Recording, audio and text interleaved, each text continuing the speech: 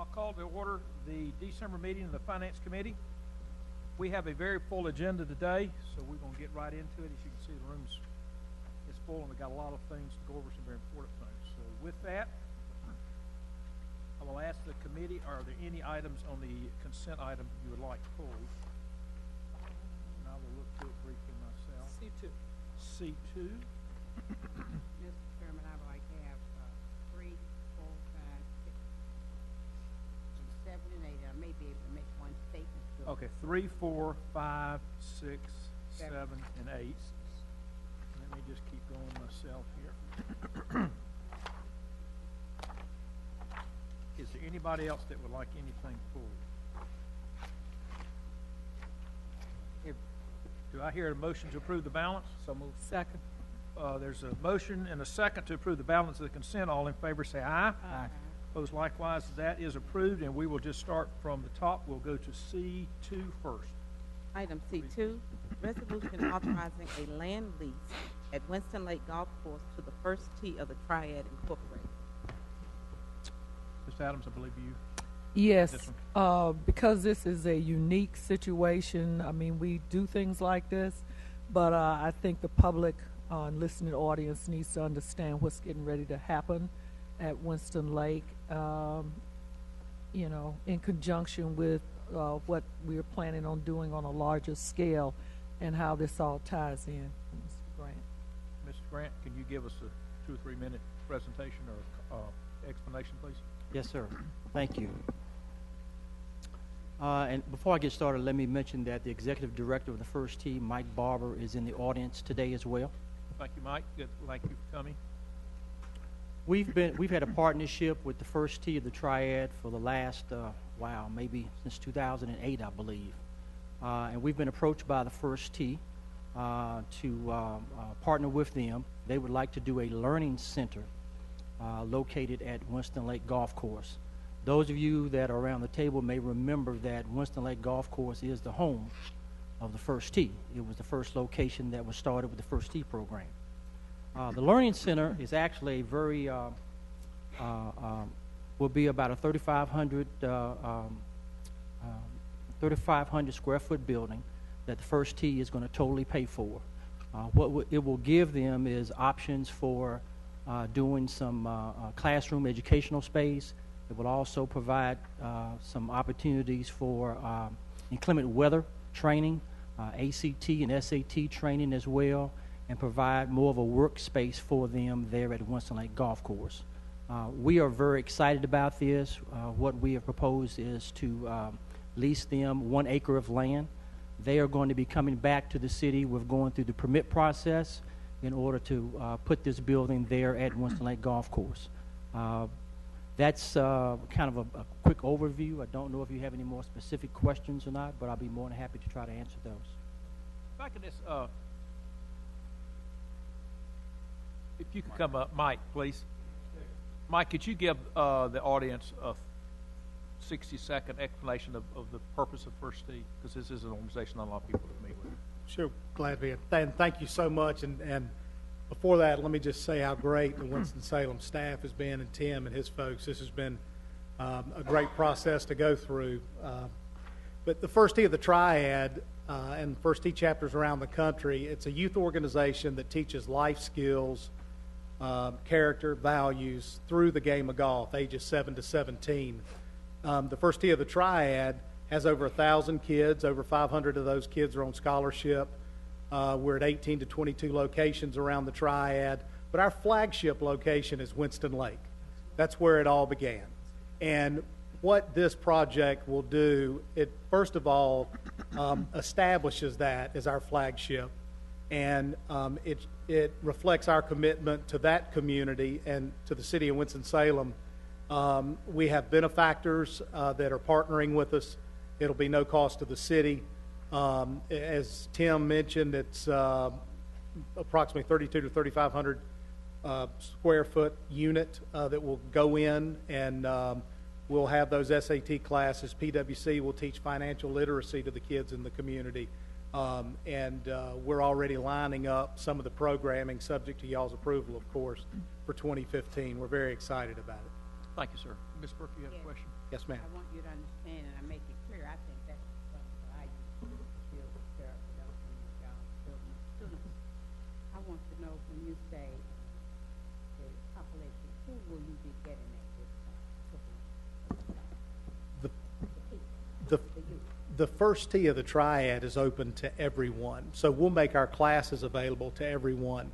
But what we've tried to do with our various locations around the triad is focus on the communities where we program.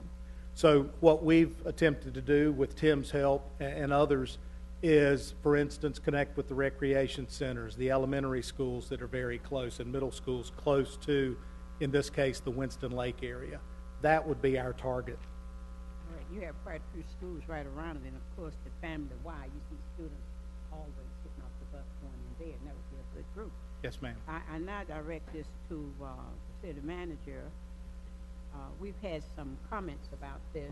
This is only for the facility to be built on the ground. Is this the one people have been talking about, wanting to put a name of somebody on it? That is correct, but my understanding is that request has been withdrawn. They're not planning on naming the facility after any individual at this point. Well, I think that's very good for us to understand that, because we don't want something good to get on a rocky road. We don't want a rocky road, ma'am. No, ma'am. Okay. I just, Oh, excuse me, I'm sorry, Mr. McIntosh had a question. This is not about the program, but more about the built aspect of this. We're getting ready to spend a lot of money over at Winston Lakes. Does this fit in architecturally with what we're planning on doing over there? Jim, can you comment on that? Yes, Councilman McIntosh, it will fit in. We're in good position now because actually the future construction out specifically at the golf course, this building will fit nicely right in an area that we had planned for this building to fit in a few months ago. So actually the timing has worked great for us. It will be a nice accent to all of the facilities that will be built, not only at the golf course, but in the park. Thank you. Mr.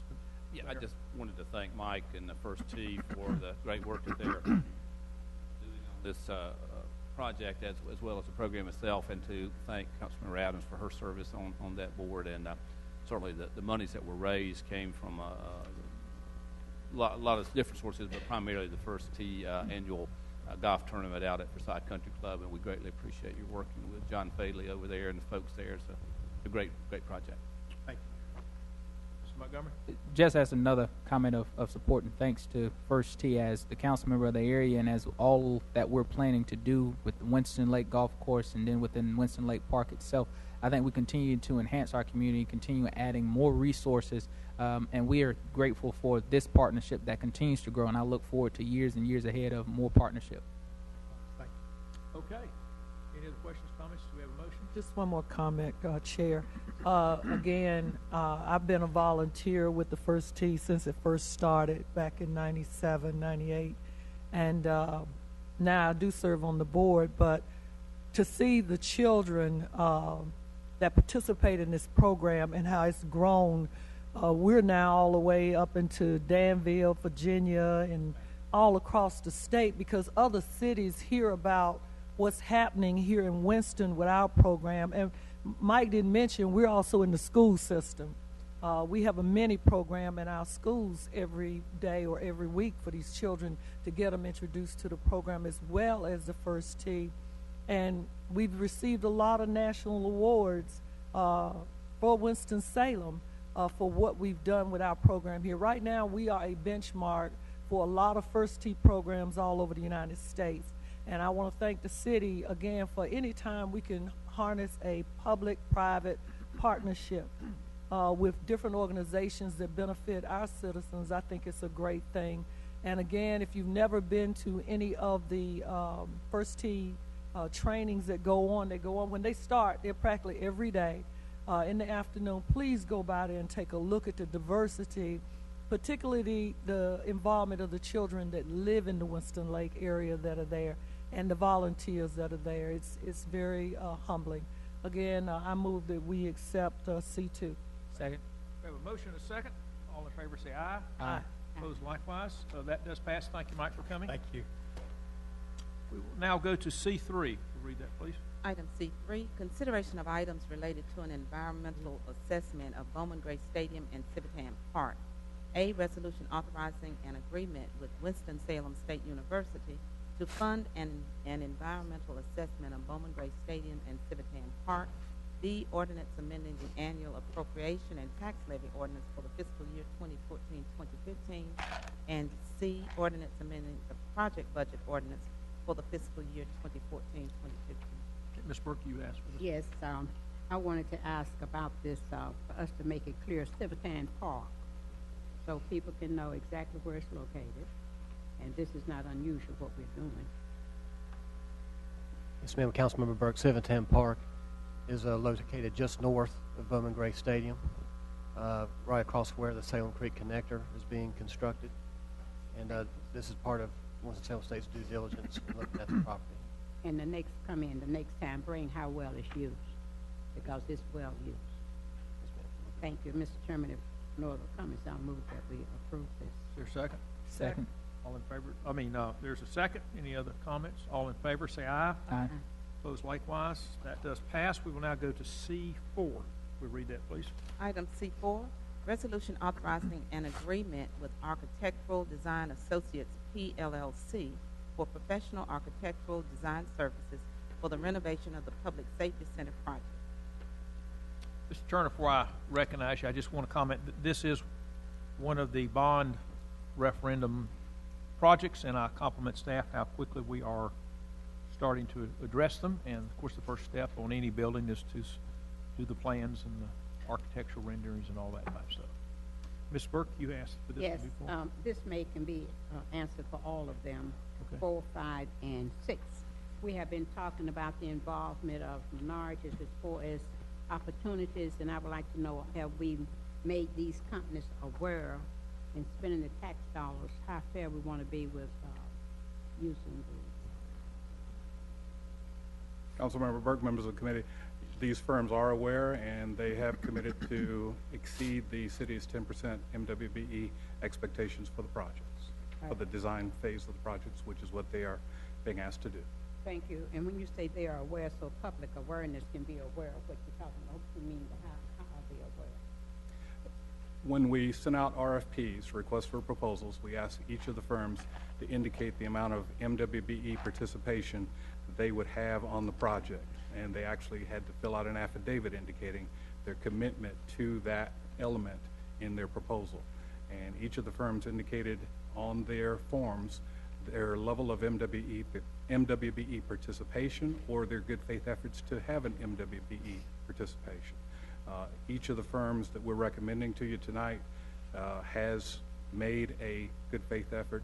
Well, they've actually done the 10%, exceeding the 10% goal that we had set for the projects. But just give an example so that the people who are listening can understand when you say exceed the 10%. And I don't have the exact figures in front of me, but one company I recall had more than 12%. I think another one had more than 16%. And when they tell you that, how do we monitor that? We take their word. They indicate the company that they're going to be using as their subconsultant and the category of MWBE they participate in, and then when we get the bills for them, for their services, we'll cross-check that against firms that they indicate that they will be using. Thank you very much. Mr. Chairman, I just wanted that for the record, since we have emphasized this, and I will be moving for the 4, 5, and 6. Okay, let me just do 4 first. We have a motion on 4. Is there a second? Second. Any other comments, questions? All in favor, say aye. Aye. Opposed likewise. We will now take up C5. Item C5, resolution authorizing an agreement with Steel Group Architects, PLLC, for professional architectural design services for the development of the Alexander Beatty Building Safety Training and Support Center. Ms. Burke, will you make a motion Yes, on I that? move, Mr. Chairman. Is there a second? Okay, any questions on C5? All in favor, say aye. Aye. Opposed likewise. C6. Item C6, resolution authorizing an agreement with Architectural Design Associates, PLLC, for professional architectural design services for the design of 2 police district offices. Is there a motion? Move for approval. Second. I do have a question on the 2 police stations, since we don't know where we're building them yet. I would suggest we don't design the building till we We won't. Okay, We know what the lot looks like. So, and just want to be sure we don't get the horse in front of the cart there. Ms. Burke, you going to motion? What did I say? You said the horse Yeah. in front of the car. Well, I have rear-wheel drive. Anyway, we do have a motion. Is there a second? Second. All in favor, say aye. Aye. Opposed likewise. Okay, C7. Item C7, resolution authorizing the execution of a scheduling agreement with the Arts Council for Winston Square Park. Ms. Burke, this is Mr. yours. Chairman, I just want that to be read, and who's going to explain that a little bit? Ms. Grant, if you'll comment on this one, please. Okay. We've been approached by the Arts Council as they have an interest in taking over the management and programming of Winston Square Park. They wanted to do this, as many of you know, because it fits in to their particular vision of the arts area around the Milton Road Center. This is not unusual. A number of years ago, going back to the 80s and the 90s and early 2000s, the Arts Council did manage the programming there at Winston Square Park. We actually took back over the programming, I think it was 2007, and began to manage it since that particular time. They are very interested in managing the park. The responsibilities for city staff would continue to remain the same as it relates to cleanliness of the park, picking up trash, mowing, and those things that make the park beautiful. The Arts Council just wants to take over programming and management. Mr. Chairman, the last time when this came up, I did ask about who would be responsible if someone got hurt, like one other time we were sued because somebody got hurt. So I think we need to talk about that. When they say management, it needs to be clearly understood, Mr. City Manager, what management means and how much responsibility, Mr. Chairman, that we would have as a city with this. I believe the person was injured. There was a piece of artwork that tipped over, I believe, something like that. So, That is correct. Okay, so I think we need to, if they program something in, that they need to be sure it's appropriately done. Thank you. Yes, ma'am. Mark, Yeah. if you look at paragraph 17 on page 97, you'll see that the requirements of maintain, obtain, and maintain insurance cover liability. Okay, thank you. Let me also ask, we're also putting in another city park, I think it's called the Beatty Park down in the Research Park, and it also has an amphitheater. Is it Beatty? Bailey. Bailey, excuse me. Bailey. How is that gonna, when you say program, I'm assuming this is who would take a phone call if someone wanted to reserve it for an event? Yes, if you were interested in reserving or having an event at Winston Square Park, you would contact the Arts Council. They would take your reservation. They would keep a schedule of events there at Winston Square Park, and also the fee paid would go back to the Arts Council. Okay. But the city will be handling the Bailey? No. Who handles that? Oh, they own that, okay. We just assisted with the, did we put in the bathrooms, or we didn't do any of that? No. Okay. We provided funding for the brownfields. What's that? The brownfields cleanup. We provided funding. Brownfield. Funding, we did provide some funding, I thought. Okay, thank you. Any other questions? Yes, ma'am. Yes, Mr. Chairman, since Mr. Grant talked about the management and they will take reservations, we know we want people to be fair when they do that. So how will you monitor as they use this, looking at the diversity of it? I don't think, I know, Mr. City Manager, I like to have a report after if this passes, and then after so many months, we just need to review it. And I'm glad the attorney brought to the attention then the insurance and everything is covered. And the city will not be in what we've gone through with the folks sued. I Okay. mean, while they're in control of it and maintaining it, should anything happen, we're going to look at the insurance. Thank you. Ms. Montgomery, you had a question?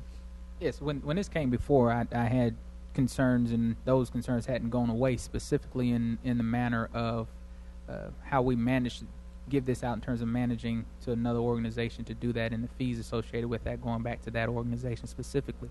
Because what comes to my mind is the question of how do we deal with other organizations with the same type of thing? Let's take the Downtown Partnership, for instance, and say they want to come in, they want to manage Commercial Plaza, and they want to take all of the fees associated with it. Not saying that I've heard that in a sense, but even let's take a church, for instance. Let's take Mount Zion Baptist Church, which is right next to Rupert Bell Park. They come in and say, well, we do a lot of programming, and we want to take over management of Rupert Bell Park, and we want to do those. How do we gauge those? Because those are organizations that are close to those particular parks that have interest in those things and could make a very similar argument to why they should be in charge of managing those facilities. And so that hadn't changed for me in terms of that concern. Mr. Grant, how much is this park rented out? Do you have any history there? Seems to be concerns. I mean, I just don't. Go ahead. Let me respond to the number of rentals that we've had. If you go back to 2013, Yeah. there were 41 scheduled events at Winston Square Park. 18 of those 41 events were actually paid or revenue-generating events, Yeah. which for 2013 generated only about $2,700. Yeah. If you go back to 2007, the largest amount of revenue that we've been able to generate from Winston Square Park is right around $3,600, so less than $4,000. Yeah. Majority of the events that are held there, a lot of them are actually, I guess you would call in-kind events. There are a number of city events that are held there and other events that are smaller in-kind events that don't generate much revenue. Could you give an example? We just hosted a series of arts events this past summer where we worked with a local artist. Our Recreation and Parks Department worked with a local artist. Yeah. We also, if you look at the Black Theater Festival that comes in, that is not a revenue-generating event. That's part of the whole city package in terms of assisting with that particular function during the month of August. Okay. Mr. McIntosh, I think you next. Mr. Grant, it seems to me like the city, for the last several years, our position has been fairly passive in terms of promoting the use of that park. We sort of act as a vehicle. People come and ask us if they can use the park. And my sense is that the Arts Council will actually promote it and bring more vitality to that. And I think as long as we make sure that groups that have been using it continue to be able to use that, I think it'll bring a lot more activity to that park, which is, I think, what we all want. See more people using it on a regular basis. The Arts Council is actually very interested in marketing and promoting Winston Square Park. Right. They are really going to have more time and resources to put into it than the current Recreation and Park staff. We take it through our traditional model. Of course, it's on the website. Of course, it's in our We Play publication. But we don't really market to individual groups to use it. We do take your phone calls and your emails and make it available, but we don't do any target marketing. I believe that the Arts Council is going to designate that as one of their resources. Thanks. Mr. Chairman, I think all of us would say that we have some of the best parks and recreation facilities, and we spend a lot of dollars, tax dollars. But I don't think that we have been utilizing as much of the financial resources that we should. And I think this could be a test. If they can show us how much they can, how long would this contract be though? That would help me. If I'm not mistaken, the contract is ongoing. Okay, I mean like on a year or annual? I understand it's an annual contract. All right, now if if a year's time, after we get the full report and see where they are raising money and making money, then we would need to go negotiate because we're still going to be paying city staff to clean up, if I understand you. And I want us to keep in mind something that Councilman Montgomery said. If we do this project, this right now to me could be like a pilot project. Then if we're going to do this project, then we're going to have to make overall this city know, if you say Mount Zion won't Rupert Bell, fine. We can even go to some other places because this is not being disrespectful, but we have too many recreation facilities, 1 or 2 people use them 4 and 5 times, and parks that they're not using to the fullest. And I think this could be something that could motivate us. If the Arts Council, with all the money they've invested, we've helped them too, but they're also generating money back into this community that's helping us. Everybody, okay, I'm gonna go around the table, you next. And thank you, Chair. If we all remember, we had a lengthy discussion when this came to us a few months ago. My concern is somewhat like Councilmember Burke's again, and I raised it then. Same as Councilmember Montgomery. How do we make this fair? And we need the policies or some rules in place as we go forward after we've done this, even though this may be the first time we're doing this now. Now, the thing that I would be interested in when you talk about revenue, and if we look at all our parks, how we're generating revenue, I'd like to see the amount of money that, let's say, we generated year over year for 13 and this year, since the year in itself, not physical year, is ending, how much money we've generated when people rent our facilities, the parks, the recreation centers and stuff, and the parks, because it could be that we're in the hole. Just stepping back to the comments I made, I'm not suggesting whether that the Arts Council should or should not manage the property. It's the principal idea of other organizations manage, which is actually something I think we've done in the past with other things, with some of the other parks as well. But it's a sense of when we have these arise in situations like this, as we continue to move forward, how do we set up a standard for our parks, and what do we manage well, and then are there other places where we need to have other people to come in and to help support that? I don't think we should just look at this as an isolated thing, but we need to really examine from a big picture perspective.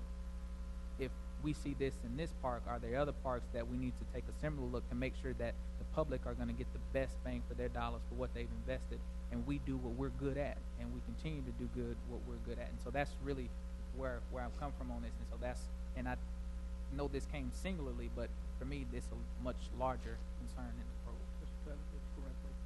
Yep, members of the committee, members of the council, I just wanted to say that I am concerned about this particular project. I'm concerned about the precedent that it sets for future projects. And as Councilmember Montgomery mentioned a number of examples, but I'm sure that First Walltown Baptist Church would love to take over Bellevue Recreation Center Park. So another thing that bothers me is that it appears that the Arts Council will manage all programming of the park and help to maintain Winston Square Park. But again, we'll be spending tax dollars to help to maintain this park. And I just think there are a number of things that are wrong with this. I have nothing against the Arts Council. They do tremendous things in our community, and I've supported them with my vote several other times. But I think this sets a precedent, and we go down a road here that I'm not ready to go down. So I don't know if I'll be supporting this project, or I'll need a little bit longer to think about it. But yeah, very terrible precedent was set. Mr. Light, Mrs. Light. Thank you. I have some concerns about if we start privatizing parks, we are in effect excluding the public from using those parks. If a church or an arts council or whatever, has the use of a park during a certain time, then is that going to keep the general public out of the use of that park? I'd like some more explanation about that. I'd also like to know if, in fact, the programming is going to be handled by another entity besides the city. These are city parks. Do we take precedence over, over anybody else, any other programming? And I hope we're not going to get charged or anything. Okay. Any other questions, comments, Ms. Burke? I also hear what we were saying. I think we've heard some very legitimate things about it. Some of the citizens say they don't have a Coliseum anymore. They don't have a Bowman Gray. I think we need to be looking at some things in a fair, open way. Let me suggest this. I'd like to keep this in committee and maybe get some additional information. The question was asked, I think Ms. Adams asked it, just the general revenue. And I would say to give my perspective on it, to me, Winston Park's a little different than all the others. Most of our parks are recreational type parks, meaning they have softball fields and shelters where people do picnics and things of that sort. And I believe don't we run a city rec league with softball and things of that sort. So we actively program those. But all we do for Winston Square is answer the phone. And to me, the park is grossly underutilized. You can't play a sport there. You can't have a family picnic there. It is only there for art events. Basically, it's an amphitheater. And you've got the Arts Council right next door with their theater and the Stevens Center a block up. It seemed like to me it is an art-based park and a performance-based park. And it seemed like to me they could do it better than us. But I hear the concerns here. But we're, in my opinion, not doing a good job if we generated $2,700. And I will tell you, the Arts Council will lose money at that because their insurance is going to cost more than that. If they got it. So I just think it's worth talking with. That's why I've asked to keep it in committee and let's kind of take a look. And also, it would be helpful if we can get who of the 41 events and the 18 that paid, who exactly these folks are and how many days they rented it and things of that sort. Yes, ma'am. One more question. I would like, Robert, I'm like, it left me. Well, if anyone has any additional comments, if you'll relay them to Mr. Garrity or Mr. Grant, or you can remember it later in the day. So it's okay with everybody. We go keep this in committee till we get some more information. I know what it is. Go ahead. I just need we need the minutes from the last time when we brought it to us in August. We need to be able to know what we discussed and said then too as well. All right. That's Thank all. you. Thanks. Okay, so we're gonna hold that in committee unless I hear objections. Mr. Chairman, Yes, so ma'am. we will follow protocol. I believe it's Mr. Evans Raleigh, who is recreation is one of his areas. Is that true? That's correct. Who do you want to direct information? Just direct information to Mr. Riley. So. Okay. I see him back there nodding his head. He's been listening. Okay. Thank you very much. We will keep that. We'll now go to C8. Item C8, update on selection of architects for the Winston-Salem Lake Marina, Quarry, and Jameson Park projects. Again, this is part of the capital projects that were approved with the bonds, and these are parks, what we were just referring to. Ms. Burke, you asked this before. I wanted that to be read because we hear information about the Winston-Salem Lake, just so that, and Jameson Park's been on the table for a long time, so we now look like we're getting ready to do something with that. So now, I don't see this as a motion. No, This it's is Mr. Chairman, information. for the new protocol, this is an information item, and then next month we'll bring it back for approval of the council. These are the consultants that staff has identified as the most qualified in for the various projects. Thank you. I was going. Thank you, Ms. Burke. I was going to make a comment later, but this is just as appropriate as any time. When we presented the bond package to the citizens, it wasn't just 5 categories of parks, law enforcement, et cetera, we were very specific on what we were going to do. And therefore, we need to be very specific that we do all that we said we were. Absolutely. So we have to be sure that if everyone runs over budget, the ones that get built last will not get done. So, Lee, I trust someone is keeping track. I am doing it directly, yes. Because we have already been approached. I see Mr. Evan back there. Yeah, Yes. okay. Yes. Because, we're already looking at higher cost than we expected for the land for some of the police and fire stations. And so, and that's not to say you can't bring everything in right on budget. Something's going to be a little less, but something's got to be a little bit more to kind of get it all balanced. So just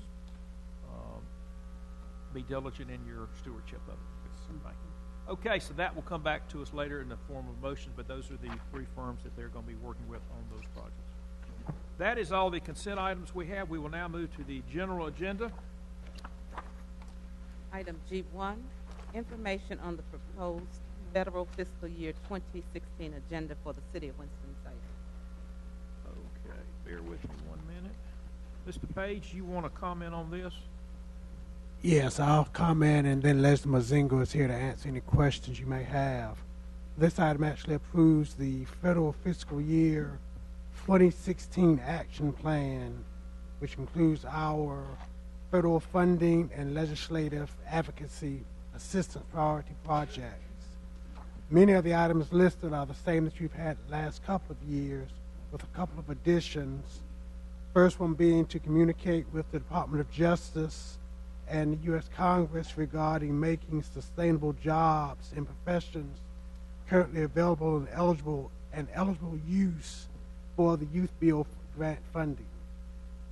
Another is to work with the police department to maximize funding opportunities.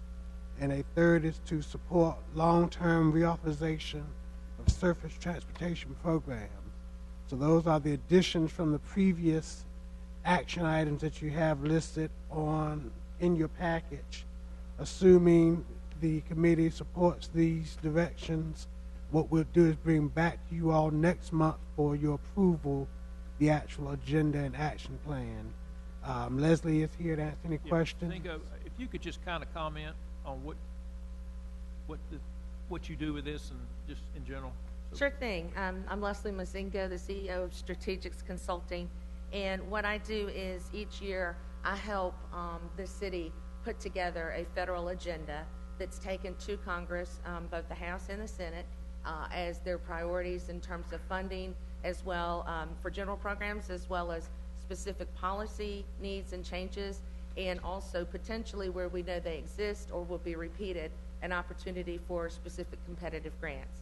So we set a list of priorities that we can use with the congressional offices. It's reiterated when members of the council travel to D.C. We use it as a method of helping the congressional delegation know the areas where you seek, the most attention. Okay, thank you. And for those folks out there, we do send the council members, not all, but some attend the National League of Cities annual meeting in Washington, which time we do visit with our elected officials there. And I believe, Mayor, you go to Washington also as part of the National Mayors Conference of Mayors, and he does similar type of advocacy lobbying for us with our elected officials. Thank you. There's no action motion to be made. This is just for information. Thank you. Any questions, specific questions, Ms. Adams? Yes, I'd like to see Mr. Page. How you doing, Ms. Mazingo? I'd like to see, it says that we've gotten $25 million, I think it said, over the course of, 9 years, which is about, $3.1 million a year or something? Earlier years. We didn't get so much. Well, earlier years we got money. Okay. Last couple of years we haven't got. Can I see a Pareto of the years how the money has come and what we got the money for? For example, when we got the money for the detention center, 2009, something like that. I'd like to see what items or what projects we got money for. Okay? Okay. Thank you. Any other questions, comments? This is just for information. We'll have it back next month. Thank you, ma'am. Thank you. Thank you. We will now go to G2. Item G2, discussion of request from Winston-Salem Business Incorporated related to Union Cross Business Park. Mr. Leake, are you going to present this? I am, along with Mr. Page. Okay. Mr. Page, I apologize for making you talk so much. I know you're a little hoarse today, but we'll try to be brief. Feel fine, but woke up this morning sounding this way. Yeah, Winston-Salem Business does have 2 requests, so Mr. Leake, why don't you come to the podium there? If you give your name and address, please, for the record, and then if you just want to do your presentation, we'll listen. I will. Mr. Page, you fine with that? Thank you, Just Mr. for Chairman. informational purposes, so if you all support this, we'll bring it back next month. Okay. Thank you, Mr. Page. Mr. Chairman, Mayor Joines, Vice Mayor Burke, members of the council, fellow citizens, good afternoon. Thank you for allowing me a few minutes to present an opportunity that I hope we'll be able to consider doing together to improve Union Cross Business Park and provide some new site and building opportunities to potential clients looking at this community. What prompted this was a study that we did about, almost a year ago now. You'll notice on the screen, and I won't ask you to read this, what it simply points out is that this is a consolidation of our real estate database for buildings that are available in the Winston-Salem Forsyth County market. And there are about 45 buildings. Put this in context, we had about 2.5 million square feet of space consumed in the last 36 months. We had some great projects come in with Herbalife and Pepsi and others, and they took a lot of the really good buildings off the market. What we've been left with are buildings that you can note from this particular slide, the majority of which are well over 25 years old. Most of them have lower ceiling heights than is currently common in new building construction, and certainly in what a lot of our clients are looking for. And so that really kind of prompted us to take a look at the market. a quick summary or a takeaway from that slide was that only 3 buildings out of the 45 had ceiling heights higher than 26 feet. Put that in perspective, most new construction we're seeing is minimum 32 feet. And that's because companies stack their product now when they make it, and they need to go up certain heights and be able to store it. Gives them extra usage in a building to use that space.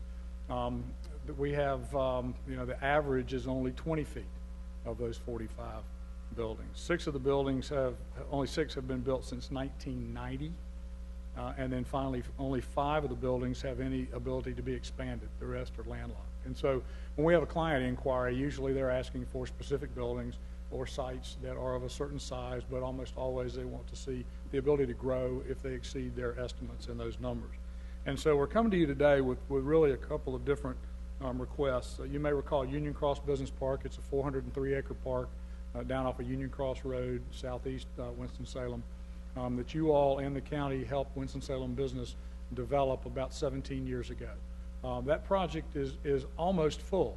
Those are rooftops that you see there, and it's been a huge success. But that front site that's surrounded in red is a very nice little 7-acre site. And I'll show you another site in a minute that's behind the big building that's kind of center right in that photograph. And we would like to develop those and try to get some product on the market. And so I've been working with Mr. Page on some ideas, and one of the things that we've talked about off and on this site, and again, this is the site plan for the site, would be to potentially build a spec building of somewhere of approximately 50,000 square feet that could be expanded to around 80,000 square feet. This particular footprint shows, I believe, 60,000 feet with another 20,000 that could be built on the north side of the building. What that would do is give us a magnet. Over 85% of our client inquiries are looking for existing buildings first. If they do come to look at a building and the building doesn't work, then we have an opportunity to sell them a site and build them something. But if we don't have a building at all, they just bypass us and go look at another community that does have a building. And so we would envision building a building of this type and of this size at Union Cross. One of the things that obviously we needed to figure out is how would we pay for such a thing. And in talking with Mr. Page, one of the questions I had was how much of the Dell refund money was left in the city funds. And we were thinking about potentially using that as a loan to Winston-Salem business for the construction of that building. We already own the land, so the land we would put into the project. The building would be built, put on the market, and when it sells or leases, we would pay the money back to the city. So what we're really looking for is the capital to allow us to do the building. The capital would be secured by the building, and then when we sell or lease the building, we would pay all of the money back to the city. So we're really looking for a loan on this particular project, not a grant to do that building. We'll take a grant if you'd like to give us one, but we can do this with a loan, and we believe that would be a good way to proceed. So that's the first request. Finally, I think an architect's rendering of what that could look like. That's an actual view of the site itself. That's Union Cross Road on the right-hand side, and then that's Center Park Boulevard that comes into the park there on the lower part of the slide. Any questions on that particular building or site? We're looking at, I think we're asking Dory for a $2.5 million loan for this particular. And that would pay for the building and then the land? I believe so. If you think average cost of a shell building is about $40 a square foot, that would allow us to do 50,000 feet and have a little bit of room to do some modifications and upfits inside. We would build it as a shell, but we'd go ahead and put the floor in, put in minimal lighting and electrical to have it ready, and then whoever took the building from us would end up building it out with whatever interior upfits and things that they would require. I'm assuming you've looked at 50,000 square foot as a sweet spot. I mean, that's a spot that 75 is better, but I only have a site that'll hold 50. Yeah. So, we're site poor in this county as well, which is one reason that the bond money was designated for hopefully site identification and development. We are very, very site poor, and anything that we can do to open up any of the sites that are out there, I think would be very, very important to the long-term future for jobs and investment. So that just happens to fit this site. And looking at absorption rate studies, do you think this is something that market will absorb fairly quickly? I do, but I'll say that in 3 years I'll be standing here going, I'm not sure why it didn't sell. Real estate's a funny thing, and you can build it based on all the statistics that you have. The sweet spot from the Department of Commerce is about 75,000 feet. Nice thing about 75 is it'll capture the 50,000 foot user who can stretch a little bit. The 100,000 foot user will take it if they think they can expand it. We can get 75 to 80 on this site comfortably, and so I do think we would start to approach that sweet spot by building a building of this type. Thanks, Al. Go around the table. Mr. Taylor. Yeah, Mr. Lee, thank you for coming with the presentation. Yes, sir. Just a quick question, and then I believe we can move on. If you do receive the money in the form of a loan, I believe what I heard you say, at the point that the building is sold, then you would pay the full cost of the loan back to the city at that time. But I also heard you mention the word lease. If you decide to lease the building, if the market's not where it's supposed to be, and you get a tenant there, at the point where you lease the building, you still pay the full cost of the Yeah, what we would do then is we would work to sell the building into an investor portfolio, hopefully, and get paid out, in which we would then return the money back to the city. Thank you, Mr. Chairman. I just, not really a question, but you got to have product. You can't sell the old thing, you can't sell out an empty wagon. And certainly we're trying to sell out an empty wagon right now when you see the fact we've only got a few buildings that really meet today's modern business climate there. I do think that the use of the Dell funds are a really good, appropriate source to use for this because we put those monies out, built a wonderful facility there. Dell didn't work out, but we've got our money back. So taking those dollars now and creating a new product, I think is very, very appropriate. And as Councilmember Taylor mentioned, will be repaid in full when the building is sold, and gives this council an opportunity to do it again if we want to, or to do something else with it. So it gives us a lot of flexibility. Well, the only thing I would like to say is, if the city steps out and partners with you on this, my feeling would be we ought to be aggressive in trying to get an out-of-city company in there. Yes. And not just moving the decks around. Sure. Around the deck. I understand completely, and my goal, I only deal in recruiting. Yeah, I know. So my focus would be to try to bring in new as well. If we had an expansion of a local company, I hope that would be considered. I think so. But just moving 10 people from one side of town to the other, I understand that's not the end goal. That's not why we would want to build this. But if somebody were going to double or triple their local employment and the size of their facility by going in, I would hope that would be considered. I know that you said that in shopping sites, and the mayor mentioned as well, in terms of not having something we get passed over for not having it. Is that because of a timing constraint on those? Even if they know that we're willing to pay for a site, or we're willing to pay for a building to be built, is it normally they on a time frame that we can't build fast enough for them to go to where they want? That's exactly what it is. Usually, I'm dealing with the team that got the assignment from the CEO or president or owner of the company, and they're usually late getting here, which means they've got equipment ordered, they've got to be in process to meet a certain contract, and that's why they always start out looking for buildings. It's not unlike looking for a home. You go look at a neighborhood first. You might end up building one, but most of us, some people like to build homes, I get that, but most people like to go look at one, and if it's close to meeting their needs and they can change the paint and put up some new drapes and change the landscape a little bit, that's satisfactory. Companies are like that too. If they can find something that's pretty close to what they need, I think they'd rather take that known entity of that building than to go out and have to go through the whole process of building Herbalife's something. a great example in it, Bob. Yes, pardon me? Herbalife's a great example. Herbalife's a great example. They were going to Atlanta. I mean, they were done, and a building brought them here, and that's the only reason they're here is that building. If we hadn't had that building, Herbalife would have never looked at us. They had already optioned a site outside of Atlanta. And then the last question is in terms of prospects. I know in terms of looking at it, I know you're working hard and diligent in trying to make sure that somebody would be able to fill the site.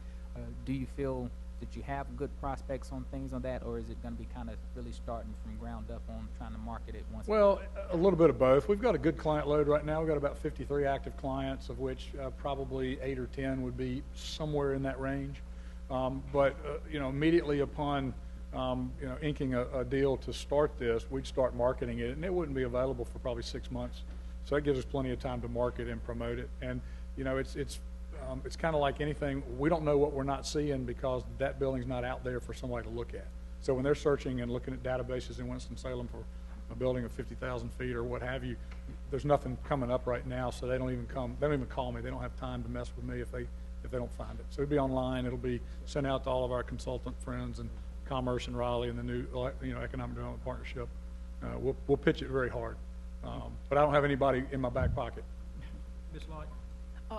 Thank you. 2 questions, really.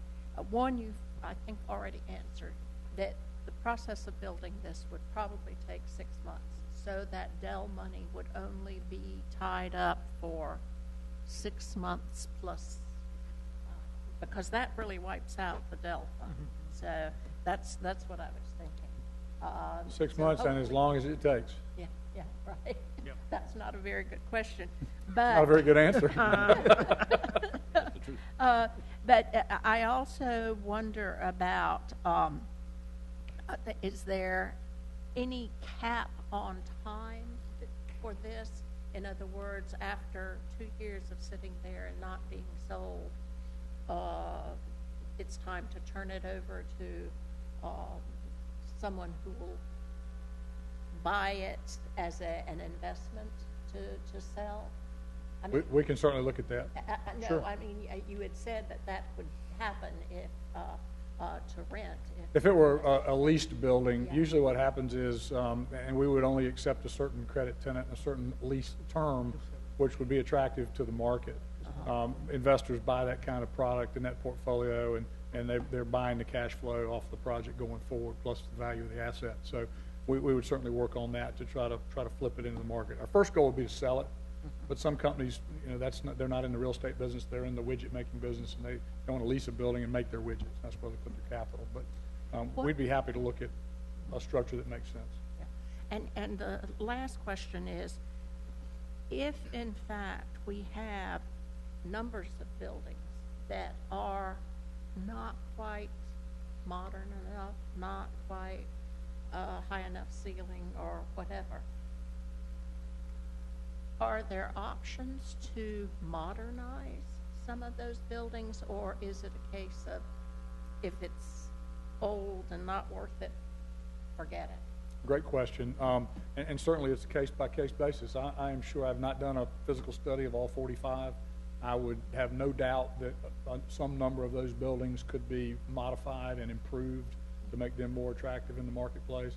Those that have built out their site probably can't be expanded.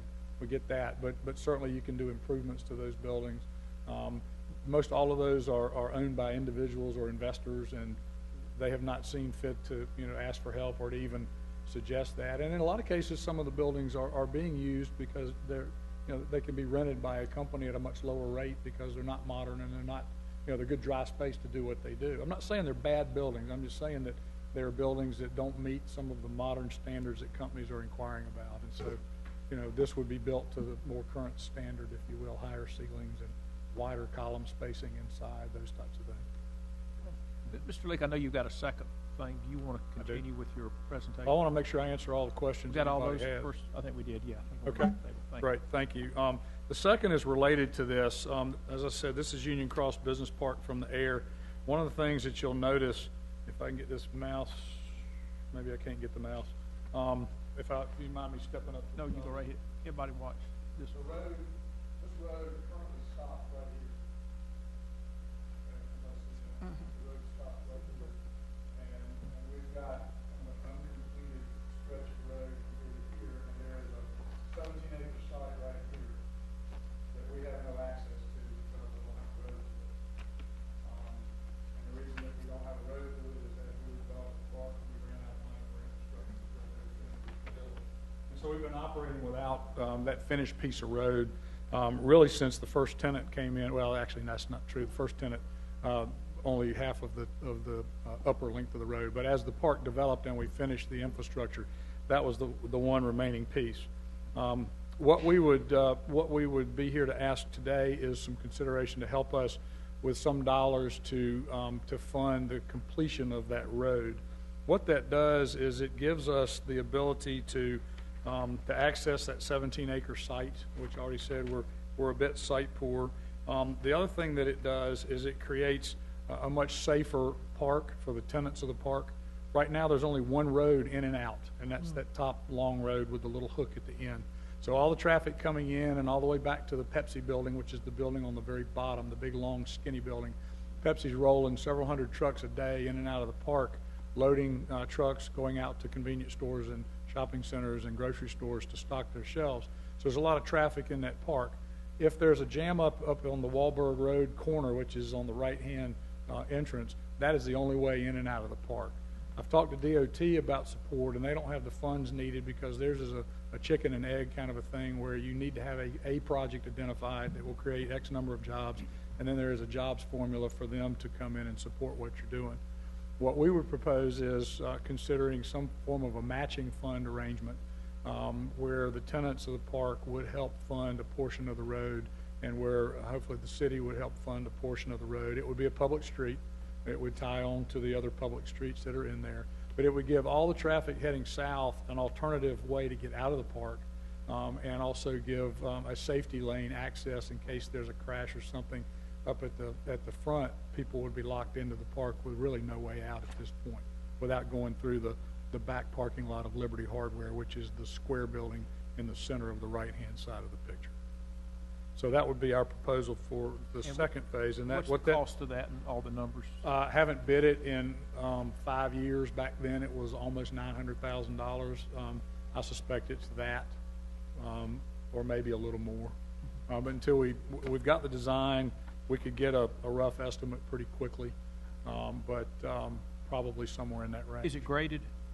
Yes, it is graded. Okay. We did indeed grade it when we came in. There'll be some finished grade that needs to be done. There's some utility extensions that'll have to be connected, stormwater and some things like that, and then just the general paving itself.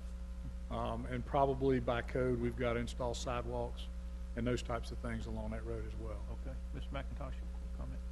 So that opens up a 17-acre site on which you would build how big a building?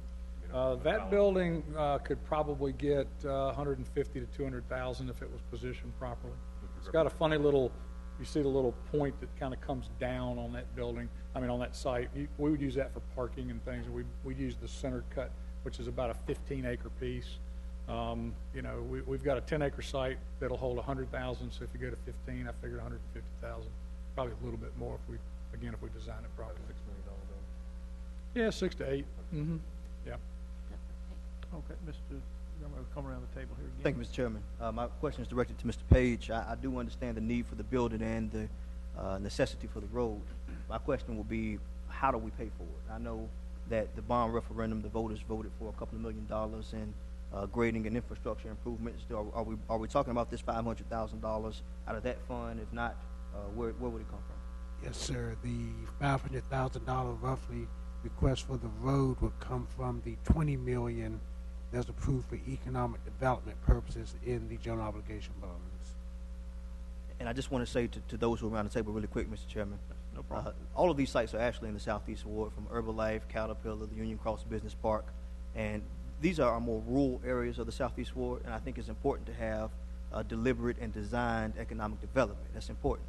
But I do want you to know there's another item coming up in the more urbanized area of the southeastern portion of the city, where we also need to have focus on design and deliberate economic development. So I support economic development all the way around the board in our urban and our rural areas as we move forward. Thank you. Mr. Mayor. Thank you, Mr. Chairman. Again, I think Union Cross Park, hard to believe, you say 17 years, but getting old. But city and county fronted the cost of the roads and utilities in there, and we placed a lien on the property then that was then forgiven on a case-by-case basis based on the new taxes created by the building. And it paid off just very quickly, I think. Less than 6 years. Less than 6 years. So I think, again, we kind of do that informally in this way. If the city council chooses to put some dollars in there, that one site that Jeff was talking about could do $6 million or so, that would be $30,000, $40,000 a year in new property taxes alone, not counting sales taxes and things like that. So again, I think it'd be a fairly quick payback on this investment. Sure, and you continue to reap the benefit. I think just about everybody in there, with the exception of Pepsi, has long since been paid out on any incentive support. So you're getting about 100% return on every invested dollar in there. So it's been a good investment for all of us. Yep. Mr. Montgomery. My question is more so on the time of the road and the immediate impact that we'd see from just the road being installed. Not to take away the fact that I think it's an important part of the process, but wondering whether or not that, since there's not, unless there's something that I didn't read, that since there's not already the plan to build the building in the space like we're looking to build the building in other place, would it not make sense for those to come at the same time in terms of having the street and a building being done at the same time rather than doing it prior to, or does it help beforehand? Well, I can't get to that site now, so obviously we'd have to build some portion of the road just to access the site. I haven't really thought about it, but we could always, flip the building from that front corner into that site if it made sense to do it all at once. Well, I In other words, I mean, I could build a spec building on that 17-acre site, build a little bit bigger building, have to come up with a little more cash, but, you know, we could certainly do that if that would help, you know, generate the, you know, the need for that road now versus later. I wasn't trying to take away. Oh, no, I understand. I was just thinking it could be, I have no, you know, it's a very easy design to put that building on that front corner, but it would be, I would think, equally easy. I haven't designed anything. That just happened to be a rendering that someone did for another project. So we could, you know, certainly move that back to the interior if we chose to. I think we're going to get more bang for the buck on the front. I think it will happen faster. Just because of the location and the visibility and the size. And so, you know, I do want to build that, but I think it would be appropriate to consider, you know, some type of a building application with that road if necessary. Ms. Burke? Yes, thank you, Mr. Chairman. I won't be voting on this today. I will like some information to be given to me. 17 years ago, I sat right here when we talked about economic development, and my record will show that I have supported economic development from day one.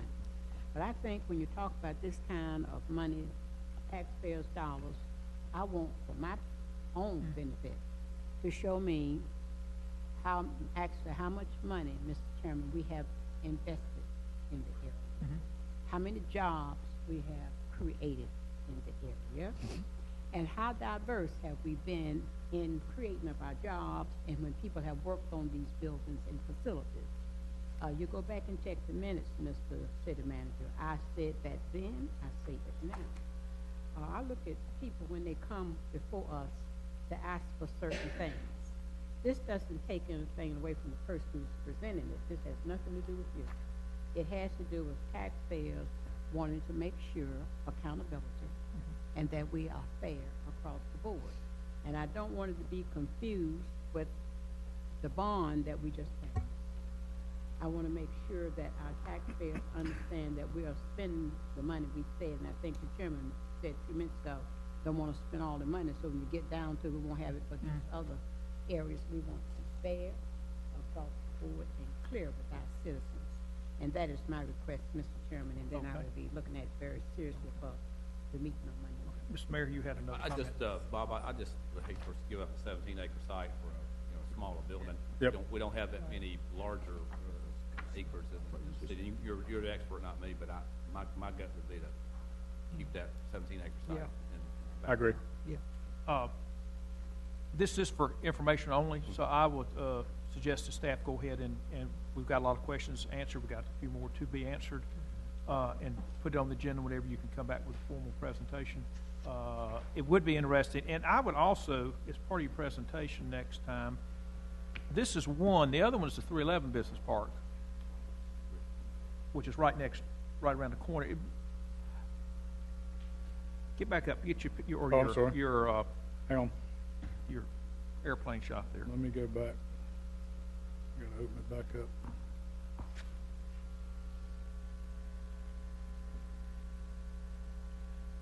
Apologize.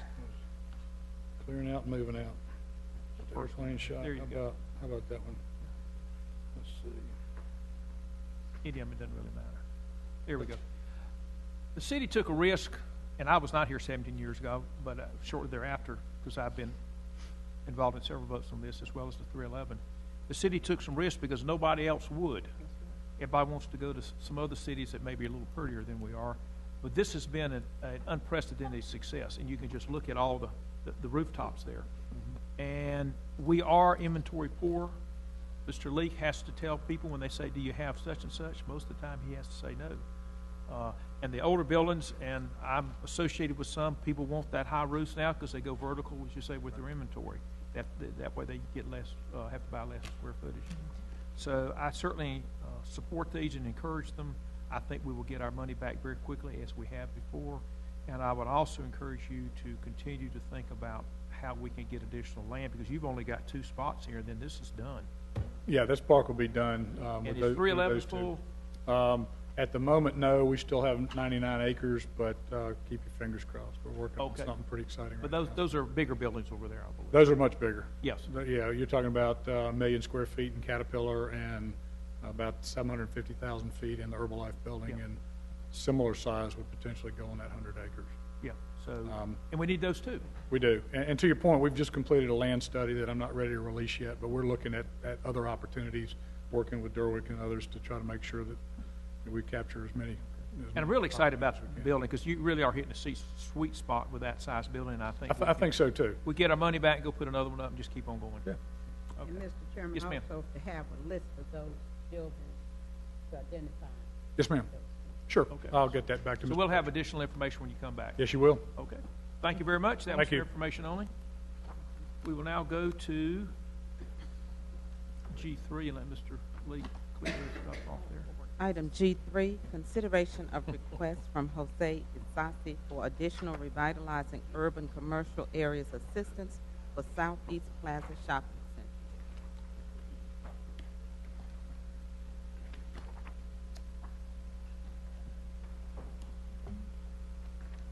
Good afternoon, Chairman, members of the committee. Good afternoon. At the November 10th Finance Committee meeting, Mr. Asasi made a presentation on a proposal to invest an additional $900,000 in the Southeast Plaza Shopping Center. And as part of that new venture, he also requested $1.3 million in additional assistance from the city from our RUCA Forgivable Loan Program. And that was to attract the types of businesses businesses had targeted for the owners. To date, the project has received $200,000 in low-interest loan and 2 forgivable loans totaling $1.2 million. And this project has also received an additional $250,000 from the UDAG Urban Development Action Grant. In response to that proposal, the committee members requested additional information, and that information has been provided to you. Those are the 6 items that are listed in the memo that you have. And in addition to that, the committee also requested options for alternative sources of funding beyond the $2 million allocated from the RUCA program from the general obligation bond that was just passed. And we provided that information. The first would be a conversion. Council could convert either or both of the existing loans to Southeast Plaza to a forgivable loan. Such a conversion would equate to approximately $415,000 in additional equity that would not have to be repaid by Southeast Plaza. The combined payments are approximately $5,900 a month. The second would be the business privilege license revenues. Council could utilize revenues from the privilege license revenue funds from sweepstake businesses in the NRSA to provide an additional grant to the project. The current balance in this fund is $304,000. However, there is a pending request for $80,000 that will be considered by you all in December. The third would be a transfer of unused funds from other RUCA projects. The Peachtree Wartown RUCA was designated in 2010. This project continues to have some challenges, and to date, few of the funds have been expended. The current balance available in this project is approximately $393,000. In addition, the West Salem RUCA has a project balance of approximately $146,000. Last, there's the Dale Repayment Fund. And in addition to the unused RUCA funds mentioned above, there's approximately $2.5 million available in the Dale Repayment Fund. However, as you just heard, there will be a request for approximately $2.1 million to be considered by council from this particular fund. Mr. Asasi is here to address any concerns you may have regarding the additional information you requested, and staff will be available to proceed on this matter as directed by you once you decide what you want to do. Thank you. Questions, comments of Mr. Sossi? Could you come up? Because I'm still sure there'll be questions for you. Okay, Ms. Montgomery, we'll start with you. Don't have questions. A comment, whatever you've got. To And I'll start by saying, reiterating what I stated in the last time we had a discussion in this matter, and it's in reference to the impact that I believe that Mr. Sassi has had one in that community based upon what has happened with Southeast Plaza in its transformation from King Plaza into Southeast Plaza, and what we've seen spill over into the surrounding area and community. Just like we just discussed with the last two items associated with Winston-Salem Business Inc., those things were done to make an investment in the community, and the question came back about coming back again, just as that business part was developed in a way to spur economic development. We have consistently fed dollars back into that because we've seen the benefit from what has taken place within the business part. Likewise, I think we've seen a great benefit from investing dollars within this. Now, as I've stated before, I'm not necessarily an advocate for using the new RUCA dollars to invest within this, but I believe that we can come up with a formula to help make an additional investment in this property that will continue to spill over within the community.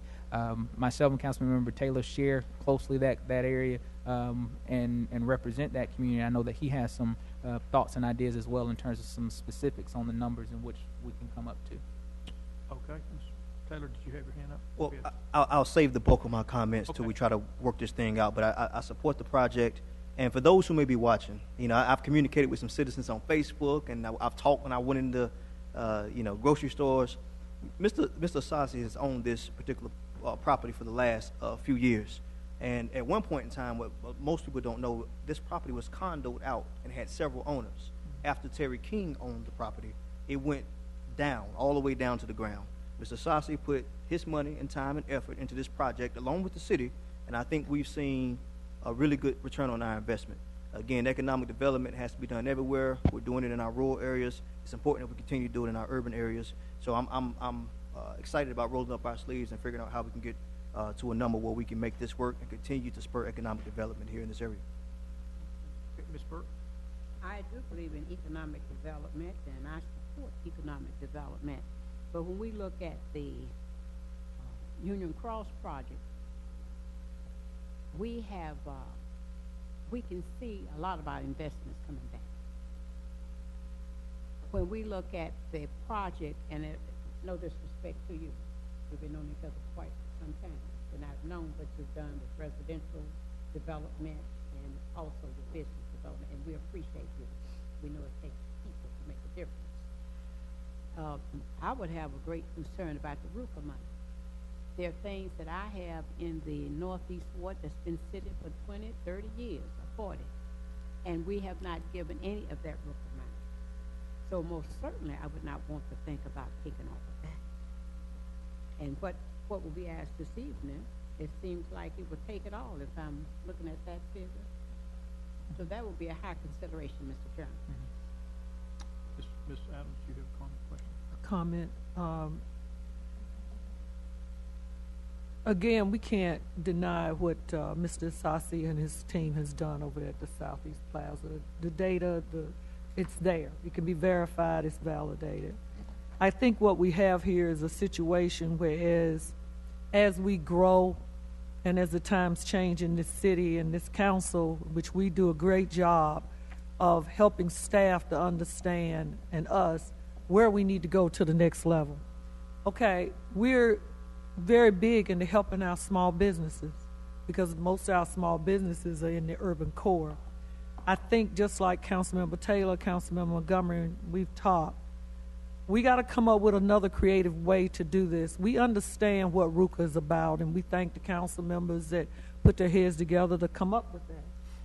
And we feel the passion of the other council members that they don't want to dilute that money because they do have other projects that they want to use that money for, and that was another reason we included it in the bonds to show our commitment. I think, again, we along with staff, if the council member has not figured out a way how this might work, we need to come up with a creative way to make this work, some kind of way.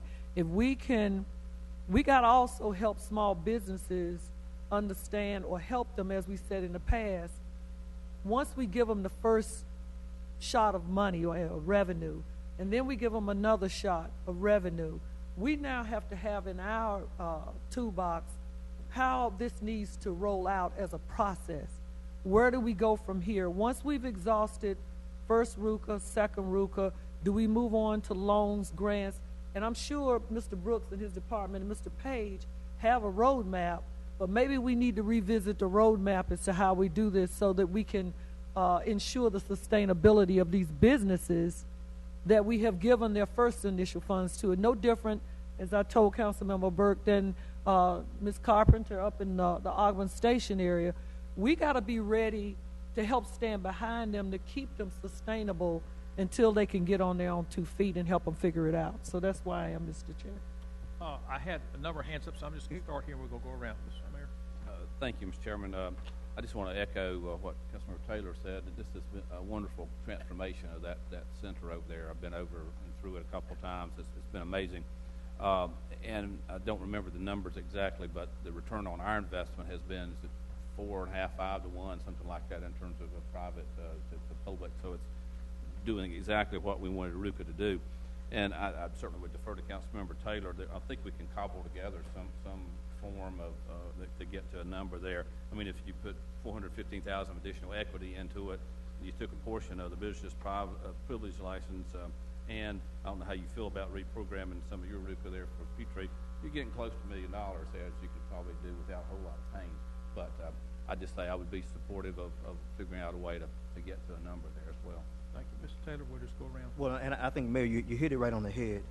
After we're crunching a little bit of numbers, and I think, council members, your thoughts are well taken, and I think you're correct. So what we're proposing here is that we not use the RUCA funding that was proposed in the new bonds.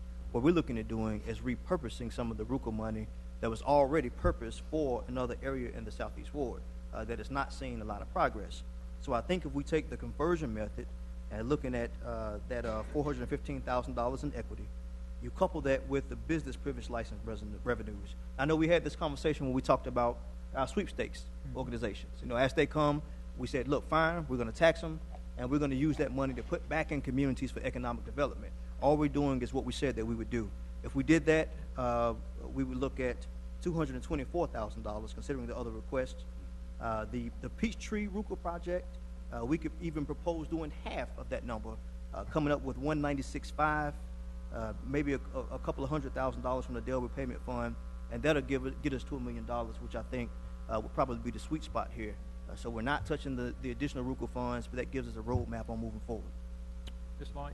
Taken out of my mouth. So, yes, I think certainly the RUCAs, past RUCAs, that have not been able to spend the monies or don't have a plan in place to spend the monies, I think that money can, in fact, be used, repurposed for this. Certainly with the conversion and with what would be from what could be transferred from the other RUCAs and then what's left of the privilege license. To my mind, it comes up to $900,000 to my calculations. So I think it could be done. I don't think it can be whatever it is that's being asked for, $1.5 million or whatever. But that should help along the way.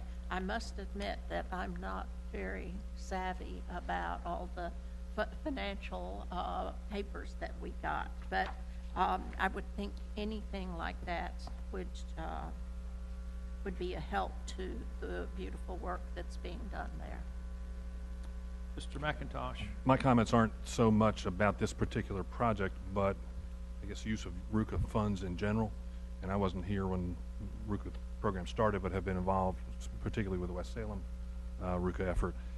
And I guess I have issues about whether this is supposed to be a seed money, supposed to be used as seed money to turn a shopping center around. But it seems like in a couple of cases here we're going back to the well to help out business models, and I don't think that was the original intention of the money. It may be, but moving forward, I'd like to see a greater understanding or more agreement about what exactly these funds are supposed to do. I know with the Ogden Station situation, I had concerns that it was not tied to real estate, and I still, in this case, I think we are more tied to real estate, so I think we're better covered here. But I think having a general understanding of how that money is going to be used, especially when we're asking our citizens to foot the bill on this, is very important, just to be clear. Okay. Ms. Adams. Well, we start all over again, Ms. Burke, and we'll come around. Yeah, I was not going to say anything, but when you brought up the Osborne Station, I will have to address it again. When it was addressed the last time, Ms. Oaks got caught up in mismanagement from the city staff. So that was why we had to go back in there. And that goes back to what's been stated by some of the council people. We need to make sure our staff, and they review ever so often and work with the clients that we're working with to make sure those kinds of mistakes would not be made again. And I'm saying this because I want Ms. Oaks' name to be cleared up. It's not Ms. Oaks. We stumbled there. Ms. Adams, you had your hand up. Yes, just to reiterate again, just as Ms. Councilman McIntosh said, we need to review our roadmap as to how we, again, as we give funds, grants, RUCA, you know, we need to look at that too, just like we do our ordinances, because the times change. Situations change with these businesses, and I just think it's fair, only fair to them, that we have something in place that we can, that's consistent, and we can go to, versus, and I'm not saying, but we do, versus we just kind of go along and we just mix and match. I think we need to have a roadmap. I also would like, and this is off scale from where we are, I'd like to know when we talk about businesses or that did not use the RUCA funds, I'd like to know where we are so far as some of these grants that we've given to nonprofits and groups, and they haven't done anything, Councilmember Taylor. There might be some more money over there too that we might can look at. And again, we need to look at what is the timeline. This is a business. If we've given people money and they haven't done anything for 2, 3, 4 years, then we need to revisit our money, because that's the city's tax money. So I'd like to see an update on that, Mr. Chair. Okay. I'm going to go around, Mr. Montgomery. And I come back around to the statement in reference to that coming back to the well or reinvesting in some of those places. I think that's a proper question to ask in the process of what we're looking at. And I think that as we have approached this idea of RUCA and revitalization, I think history will tell us that in many communities where we've gone in and we've invested and we've attempted to do revitalization, that oftentimes what happens in the beginning, we have the good idea of what needs to happen, and then as that unfolds, it shows us what we may have missed in the beginning. And then we have to adjust our game plan to continue to make sure that what we invested in the beginning pays out in the long run. And I think that we should look at that on the forefront, knowing that sometimes we're going to have to make those type of investments. And one thing I'm going to say to you, Mr. City Manager, I'll be interested to see, and the word I use would be innovative ways for us to make sure that we have that opportunity in the future, whether we're looking at RUCA areas or what we're looking at in the future with our turn neighborhoods, or where we're making economic development, that at some point in time we know that some of these companies come back to us, some of these neighborhoods may come back, some of these commercial properties are going to come back. Now, how do we make sure that we have dollars set aside or available to be able to make the necessary impact? Because I think what they're coming back with are not things that they're just, that we would say that's not a good idea. If it wasn't a good idea, we wouldn't be having the conversation around the table. We know that it makes an investment.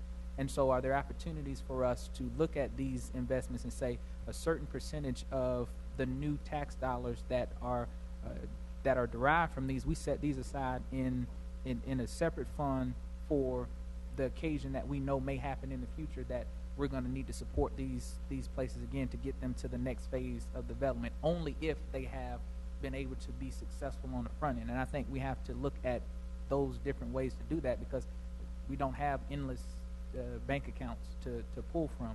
And so we have to be very strategic and innovative on how we fund these type of projects. Okay, Mr. McIntosh, you can. I want to speak to both that and Councilmember Burke's question, and I think in both cases we were talking about a business model that wasn't properly vetted up front. And I know in my restoration experience, we have a line item in all our budgets called OMG, and I don't know that we have have had a large enough OMG line in some of these, because we're talking about people who in many cases are doing things for the first time, haven't been through, and don't know that the roof may fall in or this may fall in. So I think it's a question of oversight and a question of prior knowledge and having realistic expectations about what we're going to achieve with the money. Go ahead, yes, ma'am. Go ahead.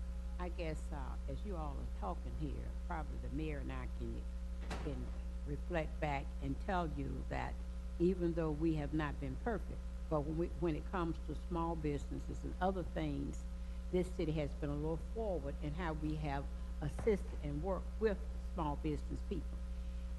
We could have been a little more detailed, like you just finished saying. And I think from these conversations, we can see as the staff, the city manager directing them, let's see how we can avoid some of those things and make sure we're going to be real good stewards for the tax dollars. I have some questions. Can we put map 33 up on the screen? That's the aerial of this. Is there any way to do that? Can we rip it off and stick it under the old-fashioned overhead projector? The overhead. Where it is. Page 33. Okay.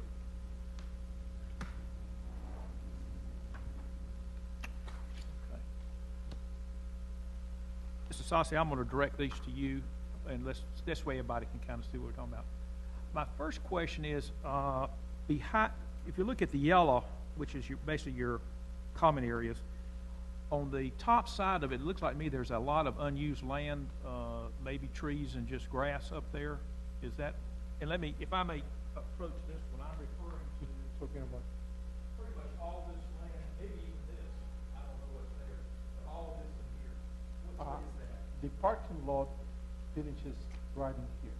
So Okay. you take a line of this yellow from across, that's the back parking lot of the shopping center. The shopping center has parking front and back. Gotcha, okay. The rest of it is open area, which we have actually divided into two. We put a large burn about 150 feet from the end of the parking lot, and we divided into two. We're maintaining the part closest to the parking lot as a grass area. It's our intention to do like a small family park in there. There's a lot of neighborhood around here that actually access the shopping center working across all this area, okay? Okay. So, yes, beyond this is two areas. One area immediately here, which is all grass. Beyond that, there's trees and stuff like that. All right. Because my first question is, and we don't have to answer this today, just my first question is, you have unused land. Could that not be swapped for, purchased by the city, so to speak, to get you additional cash? That's my first thought. Just think about it. Number two, on the map, and it's hard to see because the colors aren't too good, could you point out the areas, and they're described in the legend as property not owned by Southeast Plaza investors, but that you own the mortgages? Are those, they're in the light blue there? Correct. Is this? Here and here, are these the areas we're talking about fixing up? No, we're not talking about fixing up the area which Southeast Plaza does not own. We're talking about fixing up the area which Southeast Plaza owns, which are not. Okay, well, which areas are we talking about? We're talking about 2/3 of this area right here. We're talking about, with the exception of this area right in here, and this area right in here.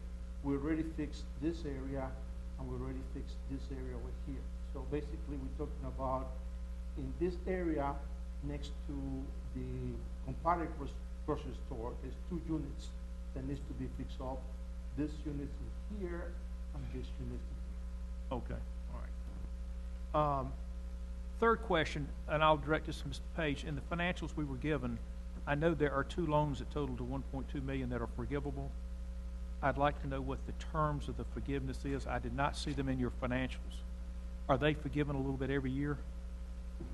I would have to pull that information, Councilmember Clark. I'm fuzzy on that one a little bit. Okay, because that should be on the income statement as they're forgiven as income to the organization.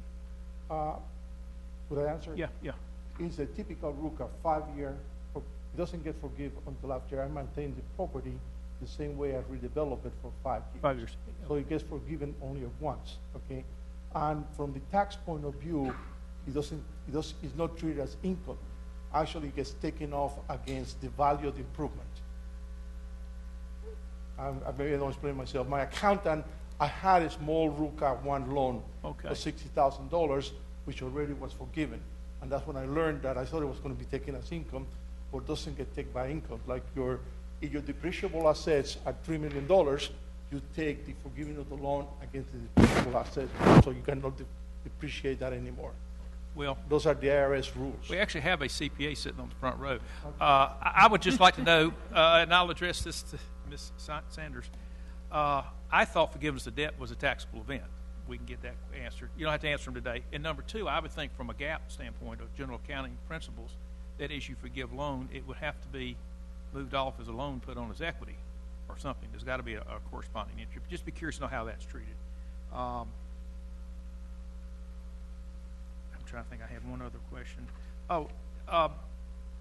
This is not the first, second, third, or fourth time we have made an investment here. This will be the fifth investment. So it's not like we haven't done it before. What I still struggle with is we're giving, in total, $2.5 million worth of gifts to an individual. We're making a millionaire out of a citizen of Winston-Salem. And I don't know if that is, no offense, but that's what it is. It's $2.5 million of forgivable loans. And I don't know if that's the purpose of the city of Winston-Salem, is to have a lottery and somebody won. There are a lot of developers in this town that would love for us to give them $2.5 million and they can do wonderful things with it. But I think Mr. McIntosh touched on this briefly. What is the purpose of RUCA? Is it to build, to allow someone to do the whole thing and let the city forgive it, or is it simply some seed money? So I have some questions there. And the last one, as far as the financials, I thought they were off. I would like to know more information on the consulting and the management fees, on what they were and who received them, because I believe it was close to over $100,000 in the financials. And Mr. Page, I'll get it with you separately on that, but I just want to be sure who's getting that money as well. And that's why I'm struggling with this. And if we got some land you can swap, because you got some forest back there and trees that you don't need for this shopping center, that's something the city residents could get in return for the money. So just those type of things is what I'm looking at. Because let me tell you, you have done a good job. I want to be, for the record, you've done a good job. I will have no objection whatsoever. I mean, I do want to keep the first 100 feet. Yeah. Because one of the creative parking there, but the rest of it, they are part of the Salem Lake watershed. So it's a very limited value, very limited what you can do in there. Okay, but you can do a useful parking there. And we may not want it. We may find out it's got some things we don't want, so we will decline. But yes, ma'am. I'm going to just add to what you said about if there's anything that you can in turn give back, because when a taxpayer hears that, here you're going to have like $2.5 million in grant. That's an awful lot of dollars, and that shows that we've been supporting you very well. So in the consideration, if you can think of something that you could think, give back to the city. Maybe the city takes an equity interest. I mean, I'm not suggesting that, but food for thought. We've been on this a long time. This is just for an informational thing. I'm trying to get the consensus of the group, because we have 1, 2, 3, 4, 5, 6, 7 out of 8 council members here. I'm kind of hearing, I don't know, 50-50, whatever. I would direct staff to maybe take a look and see if we can come up with some type of creative way. And I'm not sure what I'm asking for, because I hear some people do not want to give up their RUCA money. Some people do. No, that's whether or not we want to take some of the privilege license money, this, that, and the other. May I suggest, Lee, if you could just email the council and ask for their comments back, okay. And maybe that's a way of trying to poll. It's my job to try to read the consensus here, and I'm not reading the consensus yet, and that's what I'm struggling with. Yes, sir. I have to make a quick comment. Yeah. Only thing I'm going to say is, if you want to keep it in committee for further information, fine. I think that the 2 council members that actually have a little bit of RUCA money left are okay with putting that in the pot. I do want to say for 60 seconds, when I was elected in 2009, this site was in the Southeast Ward. Mr. Asasi didn't come to us and ask for help. We put out, a response to the community. That's the first thing the people in the neighborhood said they wanted done was this shopping center. It was horrible. It was in bad shape. And Mr. Asasi came to the table as a public-private partnership from the jump. And I say, to whom much is given, much is certainly required. Much has been given, but, this gentleman has put in millions of dollars of his own money, and the request that's on the table right now, he's also put it in just under $1 million of his own money once again. So I don't see it as making someone rich. I see it as improving the quality of life of a community that sent me down to City Hall to do it. Okay. I'll just say there's a lot of developers, if you give them $2.5 million, would put in $2 million of their own money. Yes, sir. Well, I wasn't going to mention this piece, but that was the only reason why I mentioned this now, is that this isn't the first time that we've approached similar type of things with developers in this. I only go to talk about Brookstown development. And let's look at the dollars that have been invested there, and let's add them up, and we'll be talking about the same type of thing. So, and it's been great, and I think we benefit from all of those things.